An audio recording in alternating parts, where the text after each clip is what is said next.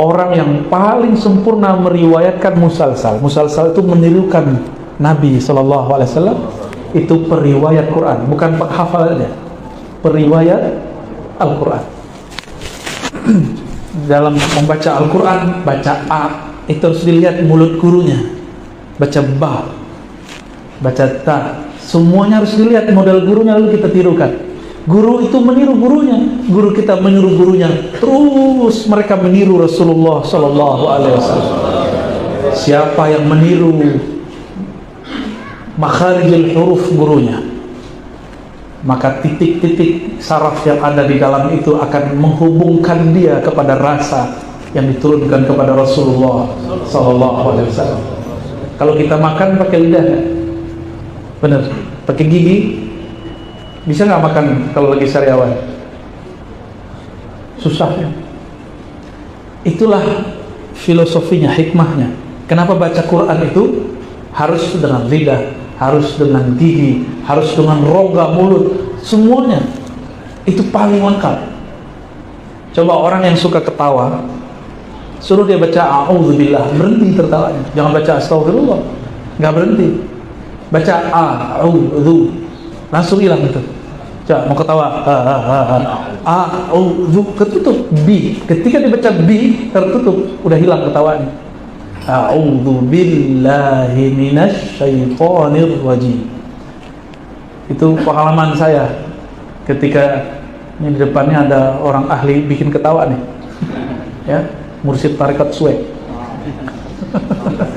tarekat baru, nggak ada di zaman Rasulullah itu. Dia buat sendiri deh ya. Itu kalau orang ketawa cukup baca a'udzu billah, a'udzu billah, hilang. Jadi ketika ujung lidah mengenai bagian mana di dalam itu ada titik-titik halus di dalamnya. Oleh orang-orang kampung sini dulu, karena disebut kampung apa? Bandar Khalifah. Dulu khalifah Thariqat Naqsyabandiyah. Mereka mengajarkan 7 titik. Titik makharijul huruf lebih banyak daripada titik yang ada dalam thariqah. Maka dalam tarekat Mu'tabarah, thariqah tertinggi yang nomor pertama adalah thariqatul Quran. Antum coba lihat sendiri ya, di Jamaiyah Thariqah Mu'tabarah yang nomor pertama apa? Thariqah Quran. Karena membaca itu ada zauknya. Sayyidina Umar sebelum dia Islam, dia mendengarkan itu dari adiknya. Karena kekuatan ketukan itulah Sayyidina Umar kemudian tersadarkan. Dia mencoba menirukan bacaan adiknya. Wah, ini luar biasa ini. Ya. Itu secara harfiah, secara zahir, bahwa thariqat makharijul huruf yang diturunkan oleh Maulana al-Imam Al-Hafiz As-Sufi, namanya Al-Jazari ya. Beliau seorang sufi, akidahnya ahli sunnah Asy'ariyah Maturidiyah, dan beliau punya kitab lain juga tentang zikir. Allah masyhurkan dia sebagai Imam Thariqat Makharijul Huruf ya. Maka orang yang benar cara baca Qur'annya, insya Allah tidak pernah kesurupan. Kalau benar cara baca, jadi baca Quran itu yang buka mulut ya. Buka mulutnya.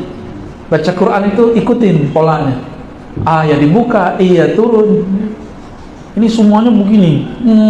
Monyong baca Quran ke rumah monyong ya. Berarti dia baca Qur'annya, gurunya namanya Syekh Al-Yutubiyah.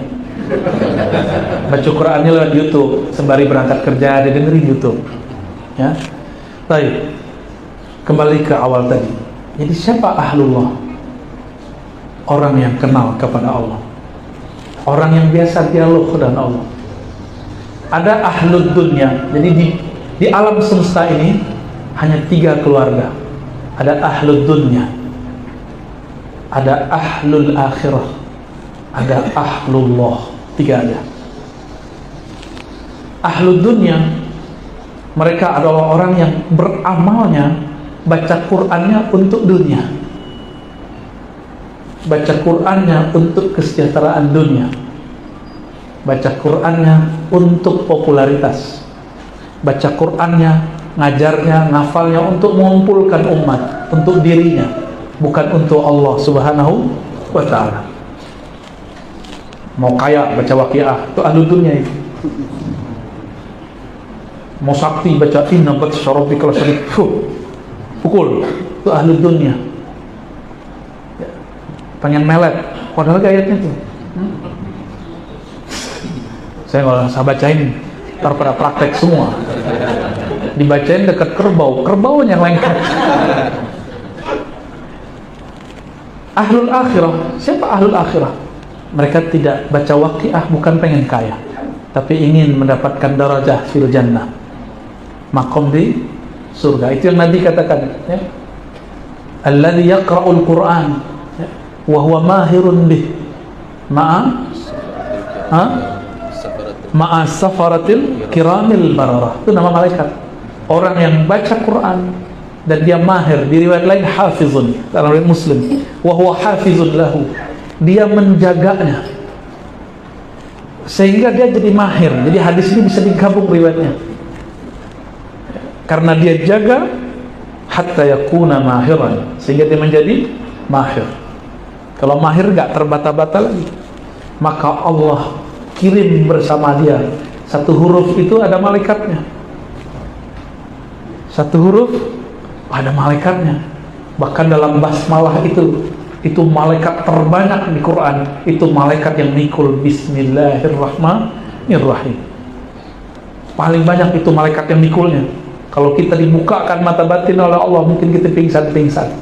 Maka salah satu nikmat Allah kepada kita yang lemah ini, Allah tutup hijabnya, dan hijab cahaya, hijab pahala. Itu bismillah tuh. Nah, kalau bacanya betul-betul mahirun atau hafizunlah, maka Allah bersamai dia dengan malaikat yang disebut safarah. Safarah ini malaikat utusan. Malaikat utusan, safarah artinya utusan, yang bersafar untuk membersamai orang ini. Kiramil bararah, yang sangat pemurah, bararah, sangat terpuji. Ini ahlul akhirah. Ahlul, biasanya anak-anak, orang-orang muda, orang baru hijrah dengar hadis ini dia semangat baca Quran karena ingin bersama dengan malaikat. Ada yang gak puas, saya gak cukup dengan malaikat, saya ingin bersama dengan yang menurunkan Al-Quran. Itulah wabil haqqi nazal. Al-haq itu Allah subhanahu wa ta'ala. Al-haq itu Allah itu sendiri, ya. Dengan al-haq lah Al-Quran itu turun. Maka tasdik dulu, baru turun Quran nurnya dalam kalbu, ya. Tasdik dulu kepada al-haq. Al-haq itu tidak ada miryah wala raib wala syak, tidak ada lagi keraguan di situ. Al-haqqu min rabbika, al-haqqu, al-haq dari Rabbmu, fala takunanna minal mumtarin. Maka jangan engkau ragu lagi. Ada sedikit keraguan di Quran, hati-hati, ya. Apalagi yang mengatakan Quran belum sempurna, ya. Dia nggak sempurna, Quran yang dia tuduh. Nah, berdasarkan ini, sahabat-sahabat yang muliakan Allah, ada yang ketiga, dia baca Quran bukan karena dunia, bukan ingin sakti, bukan ingin kaya, bukan ingin sekedar surga. Dia ingin berkalam-kalam dengan yang punya surga, bukan sekedar dibebaskan dari neraka, tapi dia ingin bersama dengan yang menciptakan neraka. Itulah ahlullah. Sehingga mereka ada yang berkata, ya Rabb, seandainya engkau memasukkan kami dalam neraka-Mu, tidak masalah, yang penting engkau ridha kepada kami. Kalau Allah ridha, mungkin gak masuk neraka? Gak mungkin, ya. Nah, itulah mereka ahlullah wa khasatuh. Maka mereka ini setiap kali bertemu nama Allah di dalam Al-Quran, pasti bergetar. Wajilat qulubuhum, pasti ada getaran di kalbunya. Gak mungkin gak ada getaran di dalam kalbunya. Tapi jika getaran itu sudah kuat, sudah biasa, maka kalbunya akan tenang. Summa talinu juluduhum wa qulubuhum ila dzikrillah. Surat Az-Zumar, ya. Al-Quran yang Allah turunkan itu membuat kita bulu roma kita berdiri, jantung kita berdebar. Tapi kalau sudah dekat, awal-awal ketemu deg-degan, tahu deg-degan, berdesir. Awal-awal dulu Ustaz Thohir jatuh cinta, berdesir nggak Ustaz? Terasa ya? Kayak mau copot jantung. Saya nggak bisa balas pantunnya beliau. Nanti Ustaz Thohir aja balas ya. Walaupun lahir di tanah Minang, tapi sudah nggak dapat cara berpantun, ya.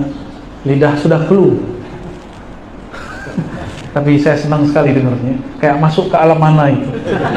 Tahun-tahun berapa gitu dulu. Itu baru pantun Melayu. Gimana Al-Quran? Lebih indah lagi. Indahnya bukan main. Hatta Nabi SAW yuhibbu ayasma' min ghairi.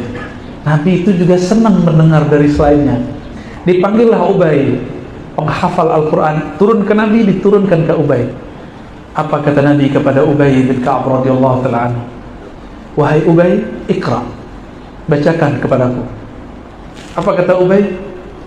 Ya Rasulullah, apakah aku membacakan kepada engkau sedangkan Quran turun kepada engkau? Masyhur hadisnya, hadis Sahih Bukhari.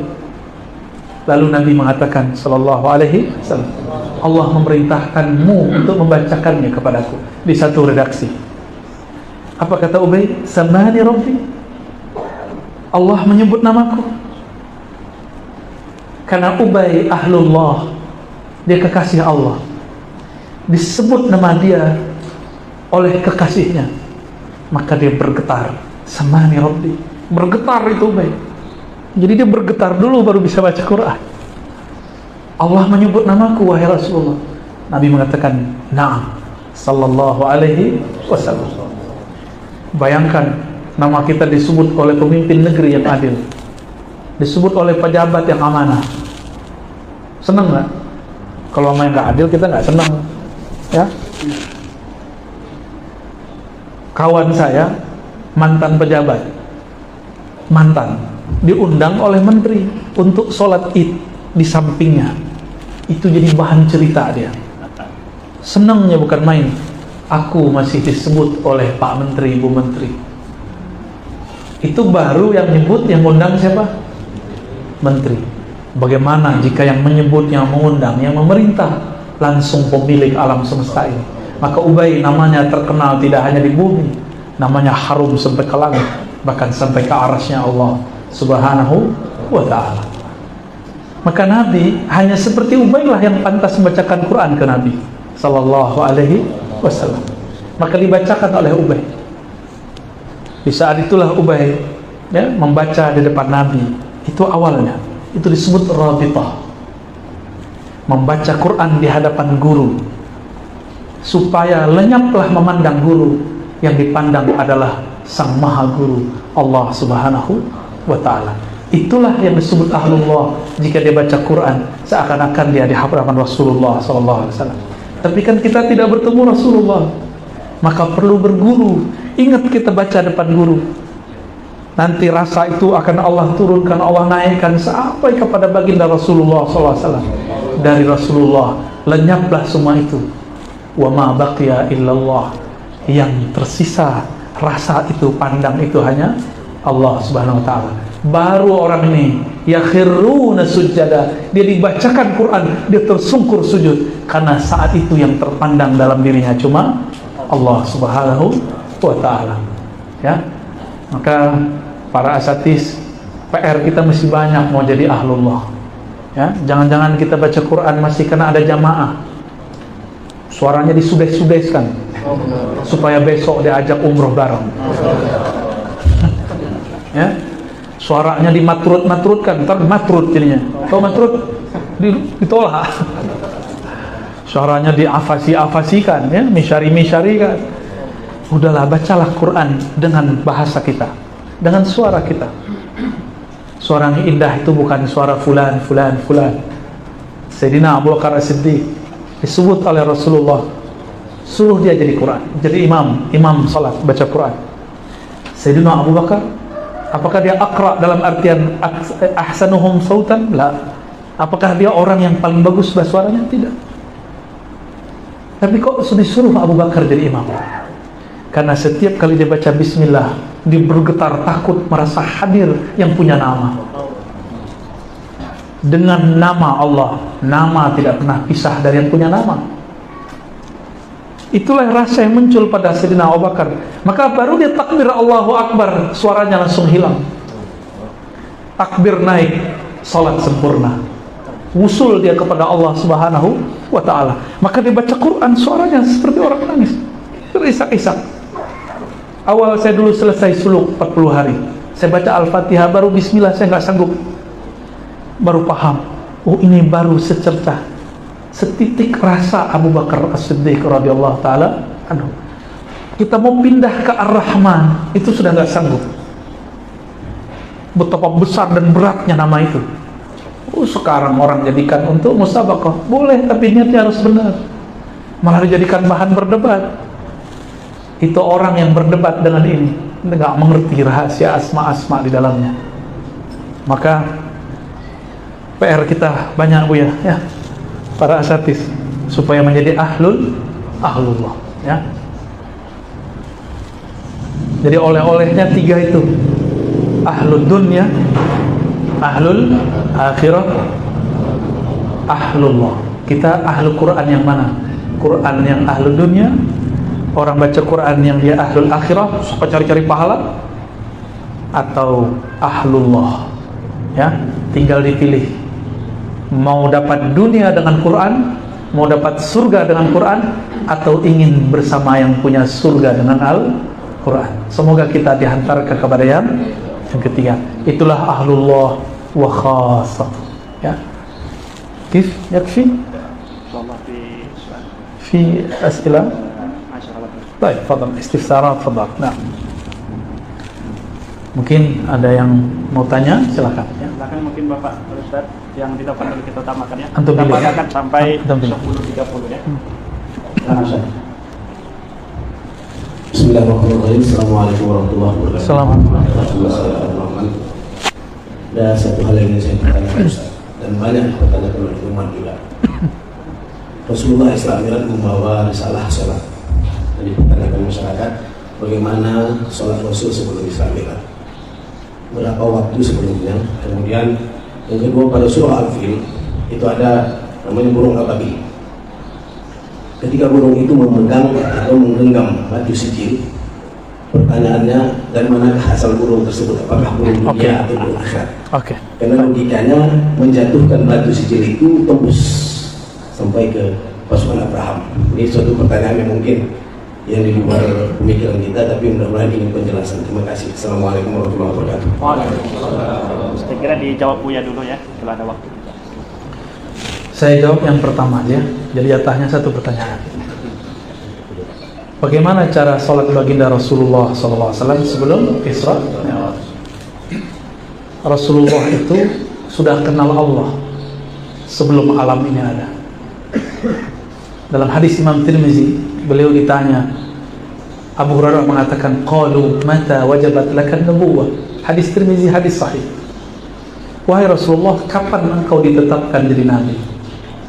Nubuwah itu al-ilmu billah, pengetahuan tentang Allah.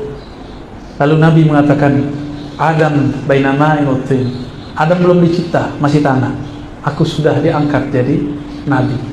Sudah sholat beliau. Tapi sholat di alam, di masa-masa sebelum alam ini ada, sholat alam ruh, sholat azaliyah, itu berbeda dengan sholat yang ada sekarang. Cuma intinya sama, ya. Nah, ini mau yang mana nih? Panjang itu. Ada sholat azaliyah, ada sholat ruhiyah, ada sholat dijamin, ada sholat ketika baru lahir. Makanya diazankan baru lahir. Kenapa diazankan? Kan azan mau sholat, supaya rasa sholat yang dulu itu masih ada. Fassalatu silatun. Sholat itu silah, silatul abdi wa rabbi, hubungannya dengan Allah Subhanahu wa ta'ala. Maka bertanya Abu Darda, bagaimana engkau tahu? Kaifa tadri? Ya, atau ma sya'nuka ya Nabi? Bagaimana sebenarnya keadaan engkau tahu jadi nabi? Beliau menjawab, waktu kecil dadaku dibedah. Di saat itulah aku sadar. Jadi anak kecil kan sadarnya saat itu, umur 5 tahun, 7 tahun. Beliau sadar dirinya nabi. Itu beliau sudah sholat setiap nafasnya. Maka sholatnya Nabi sebelum jadi dapat wahyu Quran pertama, itu sholatnya sholat nafasnya. Nafas beliau sudah ingat Allah. Kan aqimis sholata lidzikri, surat Thaha, ya. Dirikan sholat untuk mengingatku. Beliau mengingat Allah di setiap nafasnya. Itulah sholat beliau sebelum diturunkan wahyu Quran. Diturunkan Quran, maka turunlah surat Al-Muzammil, Qumil laila illa qalila. Zahir yang didapat oleh orang ahli sanad Quran, Sayyidina Nabi SAW berguru kepada Sayyidina Jibril. Ya, nggak salah. Jibril nganter Nabi sampai ke langit ke-7, sampai ke Lauh Mahfuz. Bisa nggak tembus sampai kepada Arsy? Jadi siapa yang jadi guru? Sayyidina Nabi atau Sayyidina Jibril? Siapa guru sebenarnya? Maka dalam sanad saya hilangkan nama Sayyidina Jibril kecuali sebagai fasilitator. Ya, anin Nabi anillah. Ya, ini revisi sanad di zaman ini. Ani mau tanya lagi sama antum. Sayyidina Jibril disebut sebagai guru Nabi Muhammad SAW. Oke, tapi dia tidak diizinkan menyentuh ke batas-batas Arsy. Hanya Rasulullah yang diizinkan. Dan Rasulullah kan bermunajat, sholat di atas Arsy. Jadi Arsy itu adalah masjid terbesar. Maka disebut Ar-Rahman alal arsy istawa. Disebutlah Baitur Rahman. Disitulah Rasulullah SAW bersujud kepada Allah Subhanahu Wa Taala. Jangan dikira ketemu Allah itu begini, ketemu kayak antum ketemu aneh sekarang, enggak. Itu sujud ketemunya. Rasulullah sujud di dunia ketemu Allah, di bumi, sujud di langit ketemu Allah, sujud di Arsy ketemu Allah. Maka pertemuan Arsy, pertemuan bumi, bedanya cuma beda manzilah. Bukan berarti Allah tinggal di Arsy. Ya. Allah sudah ada sebelum Arsy dicipta. Sebelum Arsy dicipta disebut Al-Ma, disebut Ama, debu. Debu apa? Wallahu alam, itu rahasia Allah Subhanahu wa Ta'ala. Ya. Oh, panjang itu ilmu ma'rifatullah itu Buya, ya. Antum Buya juga kayaknya. Ya. Yang kedua rahasia, belum boleh dibuka. Ya, tentang burung ababil. Ya. Jangan diakal-akalin. Ya. Itu cakramnya dia, itu rahasia Allah itu. Kok megang nggak kebakar ya? Antum megang rokok aja bakar. Ya, fadhal. Baik, satu orang lagi mungkin. Satu orang lagi ya. Satu orang ya. Assalamualaikum warahmatullahi wabarakatuh. Assalamualaikum. Alhamdulillah ya, kita mendengarkan ya sajian yang cukup merasakan sentuhan jiwa juga bagi kita semua. Saya ingin bertanya tentang persoalan lagu Al-Quran, karena ini menurut saya harus kembali didudukkan. Ada beberapa redaksi yang saya baca, menurut ulama bahwa lagu Al-Quran itu muncul tanpa diawali dari notasi nada. Karena menurut ulama lagu Al-Quran itu hadir ketika seseorang beriadah kepada Allah. Jadi kalau melihat redaksi ini, lagu Al-Quran itu muncul secara tidak diawali dengan teori begitu. Jadi lagu itu muncul ketika seseorang beriadah kepada Allah sehingga menjadi indahnya bacaan Al-Quran. Pertanyaannya? Sekarang lagu ini kan berkembang, ada Bayadir, Sabah, Hijaz dan Nahaw dan sebagainya, dan bahkan ketika habis di MTV kan seakan-akan lagu ini menjadi dominasi utama bagi penilaian Dewan Juri, sehingga lagu ini sudah digiring kepada pengembangan segera. Apakah dia ya ini maksudnya apakah lagu ini ada pembatasannya? Oke, baik. Ya. Baik. Seperti apa begitu? Terima kasih. Ketika Sayyidina Nabi SAW beliau malam hari, jadi Nabi itu malam hari suka belusukan, melihat sahabat Nabi lagi ngapain. Di satu gang terdengar suara yang merdu sekali. Ternyata itu suara Sayyidina Abu Musa al-Asy'ari. Maka Nabi tertegun dan diam. Bayangkan jika Nabi Daud baca Mazmur atau Zabur yang berhenti, malaikat, angin, tumbuhan, hewan semuanya berhenti. ketika Abu Musa baca Quran, yang berhenti Sayyidul Alamin, penghulu alam semesta, penghulu dunia akhirat, kekasih Allah yang paling dicintainya di bumi, yang paling ditinggikan di akhirat, yang paling dekat di hadiratnya. Kira-kira gimana? Makomnya Abu Musa, makom apa tuh? Pakai irama apa Abu Musa? Dia orang Yaman, maka dia pakai Yaman, Bani Asy'ariyah. Dia adalah njit kakeknya Al-Imam Abul Hasan Al-Asy'ari. Keberkahan beliau lah, maka keturunannya jadi imam. Apa kata Nabi? Sungguh Abu Musa utia, diberikan, ya, mizmar, seruling daripada mazamir Daud, seruling Nabi Daud.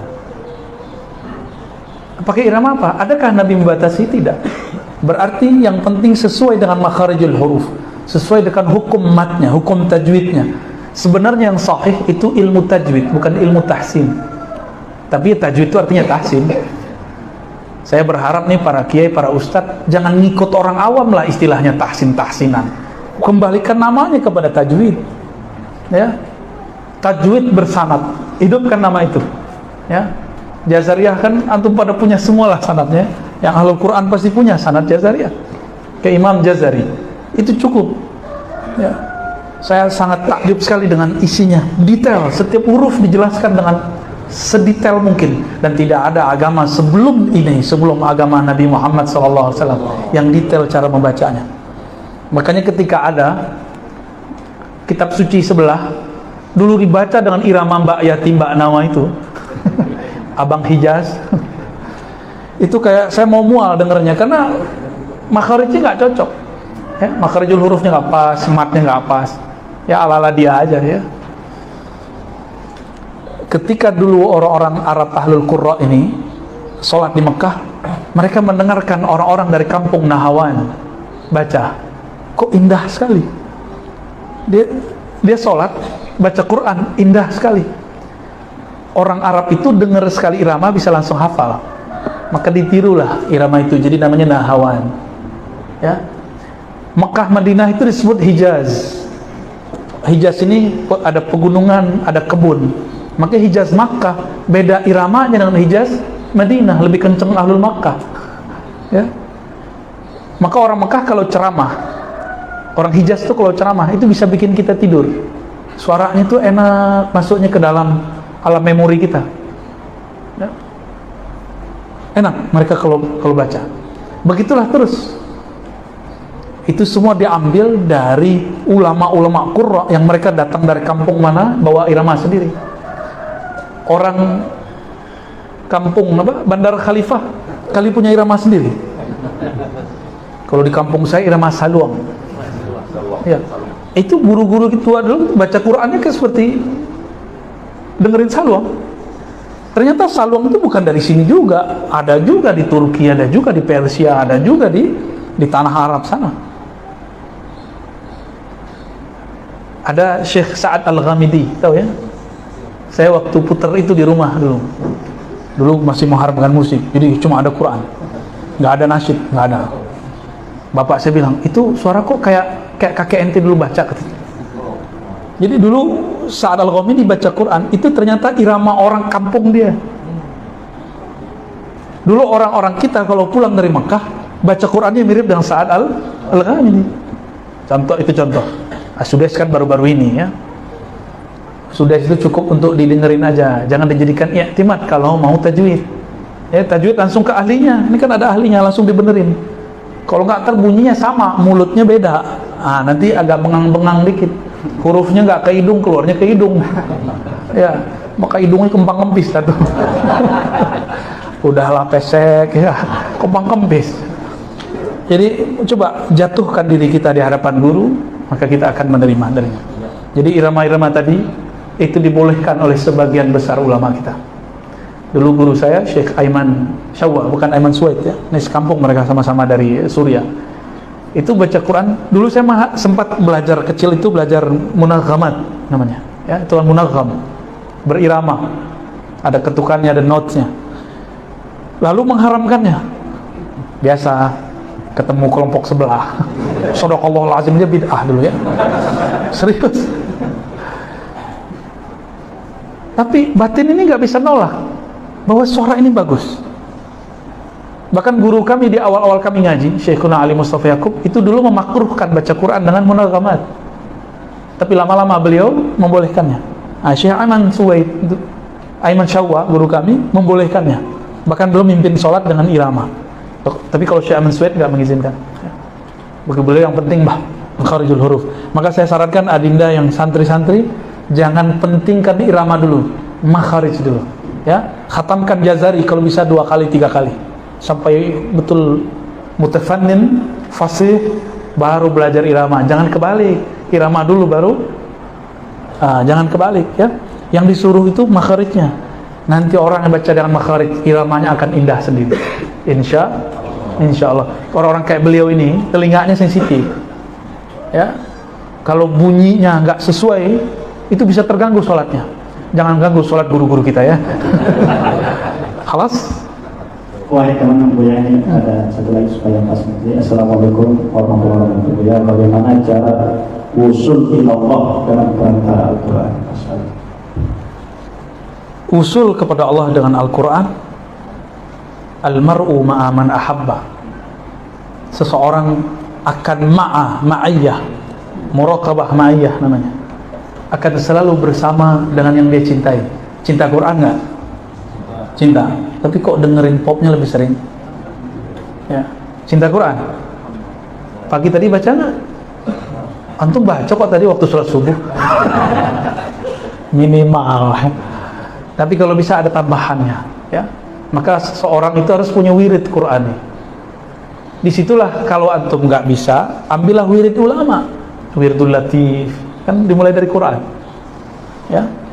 Ratibul Haddad, Ratibul Attas, itu kan wirid-wirid Qur'ani, kemudian ditambahkan sunnah Nabi dan zikir-zikir para ulama. Itu cara untuk memagar diri dengan Quran, ya. Jadi cintai Quran, bawa dia kemana-mana, ya. Itu satu. Yang kedua, kenapa baca Quran tidak terasa usul padahal sering khatam? Karena antum membacanya dengan nafsu. Nafsu pengen dapat pahala. Satu huruf 50 pahala. Berarti baca Quran masih bersyarat. Orang cinta tiada syarat, ya. Orang yang sudah cinta nggak ada syarat sama dia. Yang penting aku bisa baca Quran. Quran itu law anzalna hadzal Quran ala jabalin la ra'aitahu khashi'an mutasaddian. Itu gunung apa namanya kalau di kita yang lagi meledak di sini? Juga di sini, yang di sini. Sinabung. Sinabung itu bersambung-sambung terus dia meledaknya. Ya. Tapi sekarang yang kasihan Semeru lebih ini. Diturunkan Al-Quran kepada gunung, itu dia bergetar. Dia akan tunduk, bahkan hancur, bisa jadi longsor. Antum nggak lebih kuat daripada gunung, ya kan? Tolong lah ya begini wajahnya. Ya, baru ngaji 1 jam, udah lemas. Ya. Itu diturunkan kepada kita. Loh kenapa? Ternyata Al-Quran itu cocok kepada orang yang elastis kolbunya. Maka kolbu itu disebut kolbu karena dia bisa berubah-ubah. Dia layyin, bisa dibentuk kolbu itu. Kalau kolbu sudah kasat, kulubuhum, sudah kesat kolbunya, sudah kasar, gak bisa lagi dibentuk. Gunung udah gak bisa dibentuk, begitu aja dia, ya. Alam semesta ini udah gak bisa diapa-apain. Dia sudah begitu dari sana, syakalnya, surahnya. Maka Allah pilih manusia yang bisa berkembang, ruhnya, kolbunya. Jadi bacalah Quran dengan kolbu, karena dia turun kepada fuad, ke dalam kolbu. Maka bergurulah kepada ahlu kolbu, ambillah ilmu dari ahli fuad, maka mereka akan menghantarkan kita kepada muqallibul qulub, yang membolak-balik hati. Jadi sedekat apa Quran kita dengan Allah, sedekat kolbu dengan yang menggerakkan kolbu. Bacalah dengan kolbu, antum langsung usul kepada Allah Subhanahu wa ta'ala. Demikian ya. Semoga bermanfaat. Mari kita tutup dengan doa. Astaghfirullahaladzim, astaghfirullahaladzim. Allahumma ya munazzil al-Quran, salli ala Sayyidina Muhammad al-munazzal alaihi al-Quran. Ya Allah yang menurunkan kalam-kalam muliamu Al-Quran kepada Nabi paling muliamu, hamba paling terhormatmu, Nabi Muhammad sallallahu alaihi wasallam. Ampunkan dosa kami, ampunkan salah kami, ampunkan adab kami yang kurang sempurna, yang tidak bagus dalam baca Quran. Maafkan kami yang masih meletakkan Quran-Mu di lantai. Maafkan kami yang masih mendiamkan Quran-Mu di dalam lemari, yang hanya menjadikan Quran sebagai penghias-penghias rumah. Allahumma ya Rahman ya Rahim ya Karim ya Azim ya Ghafur ya Ghaffar ya Karim ya Karim. Ya Allah yang Maha Pemurah ya Karim, kami ini ya Allah banyak bermaksiat kepada Engkau. Kami ini banyak salah kepada Engkau, banyak durhaka kepada Engkau. Tapi ya Allah, Engkau tetap jadikan kami sebagai umat Nabi Muhammad sallallahu alaihi wasallam. Engkau masih izinkan kami berkumpul mendengarkan kalam-kalam. Engkau masih izinkan telinga yang sering mendengarkan kalam-kalam yang jorok, otak kami yang sering menyimpan memori-memori yang kotor, lidah kami yang sering berkata kasar dan sangat tidak mulia, masih Engkau izinkan melafazkan kalam-kalam. Ya Rabb, ya Muqallibal Qulub, wahai yang membolak-balik hati, tetapkan hati kami untuk cinta kepada Engkau dengan Quran. Ya Rabb, ya Muqallibal Quran, ya Muqallibal Qulub, sabbit qulubana bil Quran. Ya Rabb, ya Munazzilal Quran ila al-fuad, imla qulubana bil Quran, imla fuadana bihikamil Quran. Ya Allah, penuhi kalbu kami dengan cahaya Quran, penuhi fuad kami dengan cahaya hikmah Quran, penuhi lub kami dengan nur-nur Quran. Ya Allah, jika Engkau panjangkan umur kami, jadikan kami sebagai ahlullah, keluarga Engkau ya Allah, wa khasatullah. Jika Engkau wafatkan kami dalam husnul khatimah, wafatkan kami dalam membaca Al-Quran, wafatkan kami dalam membaca kalimah la ilaha illallah Muhammad Rasul, wafatkan kami dalam merindui Rasulullah, wafatkan kami dalam merindui Engkau ya Allah. Ya Rabb, ij'al hubbaka ahabba ilaina. Ya Allah, jadikan cinta Engkau lebih besar dalam kalbu kami, dalam ruh kami, dan bercinta kepada diri kami sendiri, bahkan lebih besar dari bercinta kami kepada semuanya, anak istri kami, harta kami, dan semuanya ya Rabb. Allahumma ja'alna min ahlil Quran, waja'al ahlana wa dhurriyyatina wal hadirin min ahlil Quran. Ya Allah, jadikan kami, keluarga kami, anak keturunan kami, semua yang hadir siang ini ya Allah, min ahlil Quran, keluarga pecinta Al-Quran. Allahumma rabbana atina fid dunya hasanah wa fil akhirati hasanah wa qina adzabannar wa akhtim lana bi husnil Quran wa sallallahu ala sayyidina Muhammad walhamdulillahi rabbil alamin. Mohon maaf tidak usah salaman ya, kita salaman